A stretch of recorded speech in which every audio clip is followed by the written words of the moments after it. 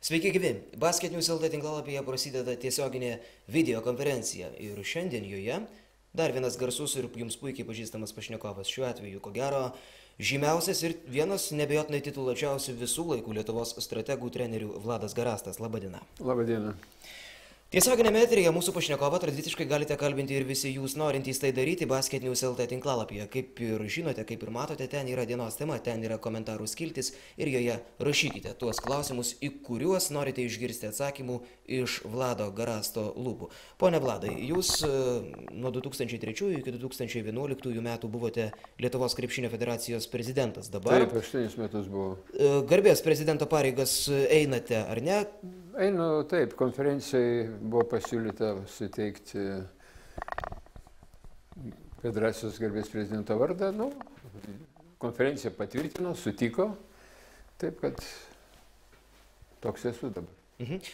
Šiandien mes kaip tik prieš tiesioginį eterį skambiname jums ir klausime, ar viskas bus gerai. Ir, kaip suprantu, netgi nesant prezidentu Lietuvos krepšinio federacijos, ta dienotvarkė ir darbo apimtis nesumažėjo ne per kur.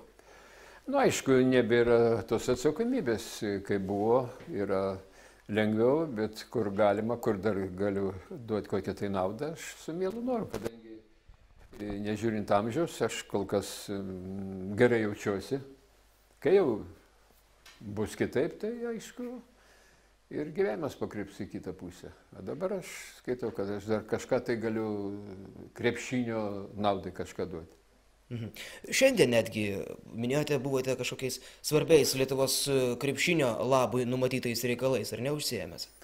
Taip, čia buvom susirinkę, dalyvavo Arvydas, dabartinis federacijos prezidentas, generalinis direktorius Motiejūnas, man teko būti ir instituto akademijos rektorius Skurvydas, mus jaudina trenerių rašymas. Reikia kai kurių permainų, reikia žinoti tikslesnę programą, kadangi Arvydui kilo minčių, kadangi jis turi savo krepšinio mokyklą, kurioje atlieka praktiką arba dirba treneriai, jis mato eilę spragų jų darbe. Tai ir aptarėm, kad reikia mūsų, kadangi mes esame maža tauta, ir taip toliau mes turim būti už kitas valstybės gudresni, geresni, naudoti pačią geriausią metodiką. Ir tokiu būdu mes galime išlaikyti tik tai šitas krepšinio pozicijas, kurias mes turim dabar užėmę. Ir ką šiandien kalbėjote su tais treneriais, galbūt būsimais? Tai ten trenerių nebuvo, bet kalbėjom su vadovybė, pareiškėm savo nuomonę, puikiai rektorius puikiai sutiko, kad šitą reikia, jis ir taip pat laukia idėjų iš šalies ir aišku, kas gali šitą pareikšti, jeigu ne Lietuvos krepšinio federacijos vadovai. Gausybė klausimų Basket News LT ir galbūt pradėkime atsakinėti į juos. Štai Tomas pateikė netgi keletą. Žinoma, Tomai, nesupyk, į visus juos ponas Vladas Garastas neatsakys, tačiau į dalį gali. Kaip vertinate įžymių Lietuvos sportininkų atsisakymą atstovauti rinktinėms? Koks jūsų požiūris į tai? Pačiam nebejotinai per karjerą taip pat yra tekę susidurti su tokiais atvejais. Taip, aš skaitau, kad žaidėjas turi žaisti už Lietuvą. Ir kada anksčiau buvo pareiškęs, tai sukėliau audrą, didelį nepasitenkimą tų žaidėjų, kadangi tai vienais metais nežaidžia, tai antrais metais nežaidžia. Dėl ko? Aš nesuprantu, kadangi mano laikų krepšininkai, kurie buvo, visi sutikdavo žaisti, nors taip pat ir traumas turėjo ir gydėsi, taip pat ir uždirbo gerai, bet jie skaitė, kad už Lietuvą dalyvauti yra jau garbės reikalas, prestižas. Kadangi jis yra lietuvis, jis čia užaugo, jis valgė Lietuvos duoną, jį treniravo Lietuvos treneriai. Ir, kaip sakant, savo duoklę reikia atiduoti. Taip, kad aš ir labai neigiamai žiūriu tos, kurie atsisako. Iš esmės kartais būna tos svarios priežastys. Taip, yra svarios priežastys. Tai yra traumos, ligoninė ar vėl kokie šeimos reikalai gali būti. Gali būti, aš nesakau, kad jis jau mirdamas turi ten eiti. Bet skaitau, kad ir dabar, nesenai buvo tokių istorijų, aš nenoriu pavyzdžių minėti, kada skaitau, buvo Lietuvoje Europos čempionatas, pagal mane turėjo visi kaip vienas suvažiuoti į Lietuvą ir atiduoti savo duoklę. Ką iš esmės daugelis ir žadėjo. prieš tą Ką čempionatą. žadėjo, bet neištesėjo. Aš skaitau, kad tikrai buvo galima. Ir skaitau, galima rasti kalbą ir su treneriu, ir visi suprastų. Nebūtinai, kad, sakysim, treniruotis labai sunkiai, kad nebūtinai žaisti labai ilgai, bet reikiamų momentų 5 minutės ar kiek. Galima rasti susitarimą su treneriu ir kitais klausimais. Ir būtų, mums tikrai labai trūko kai kurių krepšininkų. Jūs kalbate apie Ramūną Šiškauską? Taip, aš apie jį kalbu. Buvo taip, kad, reiškia, net įsižeidė, kad reiškia, aš jau prašiau. O kodėl jis negalėjo atvažiuoti žaisti? Sunku buvo čia pabūti. Tuo laiku jis treniravosi Klaipėdoje už CSKA. Na, neva Ramūnas buvo pareiškęs, kad daugiau nebežaisiu ir taškas. Nu, tai čia lengviausia, pareiškia, aš daugiau nebežaisiu, nebenoriu ir panašiai, bet skaitau, tai palauk. Tai kur išmokė žaisti krepšinį Lietuvoje? Ir čia niekas nebūtų atsitikę. Niekas nebūtų atsitikę. Sakykit, iš Rusijos, ar atsisakė bent ką žaisti? Visi kaip vienas žaidė, o lietuviai atsisakė. Ta maža tautelė 3 milijonų atsisako, kur 145 milijonai visi žaidžia. Kaip čia suprasti? Reiškia, kažkas netvarkoj su galva yra kai kam. O ar po viso šitos istorijos dar kartelį su Ramūnu Šiškausku teko bendrauti? Neteko, ko man bendrauti. Aš nematau reikalo. Jūs irgi pykstate ant jo šiuo atveju? Nu, ką čia pyksi, bet tai guli ant jo sąžinės. Jis būtų labai reikalingas buvęs. Ir jis nieko nebūtų nuvargęs. Ar jis ten treniravosi, ar čia būtų treniravosi. Kas būtų atsitikę? Niekas. O jo patirtis, jo žaidimas, nu tai skaitau, tai yra vienas iš geriausių žaidėjų būtų buvęs. Kaip jo trūko labai. Na, kadangi jau kalbame apie Bet tai čia jau Lietuvos rinktinę. viskas jau. Na, Viskas. taip, tai jau yra post factum, kaip sakant, tai nieko čia Bet tai nepakeisi. yra mano nuomonė tvirta ir taip toliau. Čia skaitau labai didelę tokią žalą darė ir korespondentai, kurie sakė, kad būk tai aš kažką išdavykų pavadinau. Jūs tur skaitėt, ką aš būčiau išdavykų pavadinęs? Asmeniškai negirdėjau. Aš ir negirdėjau, bet man pasakė, kad jis pyksta, kad aš kažkur išdavykų. Išdavykas tai visai yra kitas dalykas. Reikia skirti prasmę, kas išdavykas ir kas neišdavykas. Taip, kad gaila, kad taip įvyko, labai gaila. Tuo labiau, kad mums Kleizą su Mačiuliu traumas turėjo. Suprantat, kaip buvo reikalingi žmonės. Gerai, čia jau praeitis. Na, kita vertus, dar, jeigu kalbant apie Ramūną Šiškauską, jūs jo atsaką į tą pareiškimą ir prašymą, ko gero, taip pat girdėjote per spaudą asmeniškai, tų pačių žodžių, kuriuos, ko gero, skaitėte spaudoje, jums išgirsti neteko. Norite tikėkite, norite ne šioje vietoje. Irgi, ar ne? Taip. Lietuvos rinktinės tema ir apie ją kalba lankytojas Joe, Basket News LT tinklalapyje, ir jis sako, gerbiamas treneri, kaip manote, kokių klaidų reikėtų šiemet išvengti rinktiniai, kad nepasikartotų šios vasaros scenarius? Ir galbūt čia tiesiog sėkmė nusisuko šią vasarą ir jokių klaidų padaryta nebuvo praėjusią vasarą? Nu, pavyzdžiui, aš norėčiau žinoti, kokios tai klaidos būtų.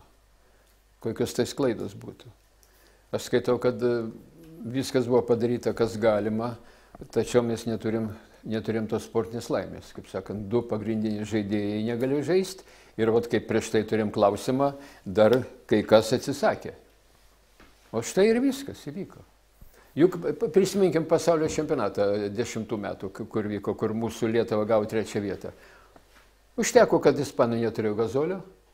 Užteko, kad dar kažko neturėjo. Labai geras pastebėjimas. Ir jie nuėjo ten į 8 vietą. Čia daug nereikia. Visgi turi būti žmonės, kurie daro taškus. Sakysim, Kleiza. Tai buvo 5-tuko žaidėjas, kuris rungtynių vidurkis 20 taškų. Ir kada jo nėra, aš visada klausimą, a kas jie atstos? Ogi niekas neatstos. Nėra. Taigi meistriškumas yra. Per mėnesį nepadarysi 2 Kleizos arba 3. Na, dar dažnai sako, kad komandai neturint lyderio, kiti žaidėjai mobilizuojasi. Jūs to netikite? Nu, be abejo, mobilizuojasi, bet skaitau, kad tas pasirašymo laikas yra gana trumpas ir galima mobilizuotis, bet vat, kaip nekeista, bet krepšinį laimė, kas daugiau įmeta, taip? Ir gali mobilizuotis kiek nori, bet jeigu tu ten iš 6 metrų negali mesti krepšį, arba iš 10 meti 2, o Kleiza iš 10 mes 8, o tai visas skirtumas. Ir pasibaigė visą mobilizaciją. Nu, tokie dalykai. Na, pereikime dar prie galbūt šiek tiek ir linksmesnių dalykų. Jūsų nori paklausti Pukis 6, toks lankytojas, kuris taip pat gausybę klausimų pateikė. Vienas jų ypač sudomino mane. Ar girdėjote, ponė Vladai, jog Sankt Peterburge yra alkoholinių gėrimų parduotuvė pavadinimu Sabonis? ir čia visai neseniai pasirodė Girdėjau. fotografijos. Ir pastebi Pūkis 6, prašau jūsų taip pat plačiau pakomentuoti, sako, pastebėjau ir pasidomėjau daugiau, pasirodo, sovietmečio alkoholinius gėrimus žmonės iš tikrųjų vadindavo žalgiriečių vardais. Pusė litro baltos degtinės buvo Chomičius, o 0,7 litro talpos Sabonis. Ar tai tiesa? Nu, kad pusė litro buvo Chomičius, tai nežinau, kadangi Chomičius visą alkoholio nevartojo, o kad Sabonis didesnis talpos buvo, kadangi, pagal ūgį, gal turbūt, žinot, per keltinę prasme, nes Sabonis taip pat laikėsi režimo ir treniravosi ir čia nieko negalima jam pasakyti. Bet, žinot, kaip sako, liaudis nemirtinga, jis sugalvoja, ką nors tokio. Taip, kad čia, jeigu būna taip, to ką, pavadino ir viskas. O jeigu, pavyzdžiui, vieną dieną atsirastų panašaus pobūdžio parduotuvė pavadinimu Ponas Vladas Garastas, jūs neįsižeistumėte? Ne, kodėl man įsižeisti? Tegu vadina. Jūs buvote labai geras treneris, sako štai tas pats lankytojas, galbūt galėtumėte pasakyti jūsų nuomonę geriausius strategus Europoje. Įvardinti juos. Skaitau, nemažai jų buvo. Kiekviena valstybė turėjo gerų trenerių. Ir, dabar kas lygia yra, tai skaitau, laikyčiau Obradovičių, Atėnų Panathinaikos treneriai. Kuo jis ypatingas jūsų manymu? Jis puikiai supranta krepšinį, sugeba jis pastatyti žaidimą, kas labai svarbu, yra braižas jo, puikiai vadovauja ir jis visada apžaidžia kitą trenerį. Tai yra labai aukšto lygio treneris. Skaitau, kad jis turbūt būtų pirmoje vietoje. Iš viso serbų treneriai geri buvo. Dabar skaitau, kad yra pasiekęs aukštą lygį Kazlauskas. Tik dabar pasiekęs aukštą lygį? Ne, tai jis yra pasiekęs jau. Skaitau, kad jis tikrai greta eina to Obradovičiaus. Tai yra labai malonu, kad ir lietuvis treneris gerai kotiruojasi. Mesinas skaitėsi geras treneris, bet permainingai pasireikalai vyksta. Mano laiku buvo, kada Mesina buvo Italijos treneris, tai man nelabai sudėtinga buvo žaisti prieš Italijos rinktinę. Bet paskui jis... Netgi nesudėtinga, ko tai pasireikšdavo? Gal jis buvo jaunas tada, suprantat, neturėjo tos patirties, reiškia, vadovavimas būdavo klaidingas.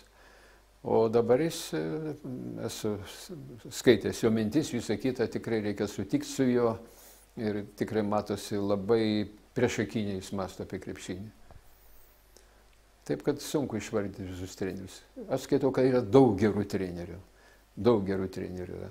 Yra trenerių, tokių, kur sako geras, bet jam reikia vėl gerų žaidėjų. Tada jis būna geras. Aš sakau, tas treneris yra geras, kuris sugeba, negražiai gal pasakysiu, bet iš mėšlo padaryti medų, jeigu taip kalbant. Nes dabar yra toks labai paplitęs reiškinys. Kaip tu ten laimėsi, jo biudžetas yra 40 milijonų, mūsų tik 20 milijonų. Dabar visi metasi ant biudžeto. Arba man nupirk kraštą, man nupirk centrą, man nupirk gynėją, tada aš jau treniruosiu. Man patiko Jovaišos išsireiškimas. Jeigu sako, šitaip reikia nupirkti, tad sako, trenerių gali būti ir Maksimos pardavėja. Nebereikia nieko treniruoti, teisingai. Nupirkai žaidėjus, tik tai išleidai ten ir taip toliau. Ne, turi trenerių ranka jaustis. Turi jaustis ranka, turi būti žaidimas, nes pagrindinis reklamas pagal mano mąstymą yra, kad matytųsi, kad yra braižas trenerių, kad yra komanda valdoma, kad jis sugeba tam tikrais momentais, reiškia, padaryti stebuklą ar panašiai. Ko aš leisčiau priekaištą Žalgirio komandai, kuri dabar eilė rungtynių pralošė 4. kėliny antroje pusėje. Daug tokių buvo, teisingai. Jau eina, atrodo, turi ir nuvažiuoja. Taip, kad čia galima kažkur akmenį ir numesti tą pusę. Kitaip tariant, Maskvos CSKA su Maksimos kasininkė prie vairo nesugebėta Eurolygoje žengti be pralaimėjimų, ar ne? Turbūt, kad ne. Vis tiek reikia valdyti, reikia... Pirmiausia, yra treniruočių procesas. Treniruočių procesas. Jeigu jis bus klaidingas, bus nekryptingas, tai ir taip pat sugadinsit. Tai žaidėjai nepasieks to, ko reikia. Vis tiek turi viskas. Ir žaidimo procesas, ir pasirašymas varžybom labai svarbu, ir analizai komandos, žinot, ką reikia daryti. Irgi juk sustinki ir dar vieną kartą, ir kiekvieną kartą vis reikia atrasti naujų niuansų, kaip apgauti tą komandą, kad būtų viskas kitaip. Nes, aš kaip sakau, nereikia laikyti, kad kiti yra kvailiai. Ir taip pat masto, galvoja, žiūri, kaip tave apžaisti, o tu turi taip pat jos dar kartą apžaisti. Čia vat yra trenerio menas. Jūsų karjera plati, matėte daug garsių krepšininkų, kai kurių jau nebėra ir tarp gyvųjų. Kalbu apie Draženą Petrovičių ir Doncė nori sužinoti jūsų manymą ir supratimą apie štai šį žaidėją. Papasakokite apie jo stipriasias, silpnasias pusės ir kokį prisimenate Draženą Petrovičių. Tai be abejonės, skaitau, buvo geriausias Europos žaidėjas. Labai aukšto lygio. Ko jis pasižymėjo? Pasižymėjo to, kad jam apžaisti žmogų vienas prieš vieną jokio vargo nebuvo. Pirmiausia, jis puikiai mesdavo. Tiesiog snaiperis buvo. Jis važinėdavo su mašina, jam ant sėdynės gulėdavo kamuolys ir kuris be nuvažiavęs, jis atlikdavo į dieną po 1000 metimų. Dirbo. Jis neatsirado iš šventos dvasios, bet tai per didelį darbą jis dirbo daug daugiau negu kiti krepšininkai. Puikiai kamuolio valdymo technika, puikus matymas. Aš tik tiek galiu pasakyti, kadangi man su Jugoslavais daug kartų teko bendrauti ir pasakysiu, kad visas žaidimas tai buvo Petrovičiaus rankose.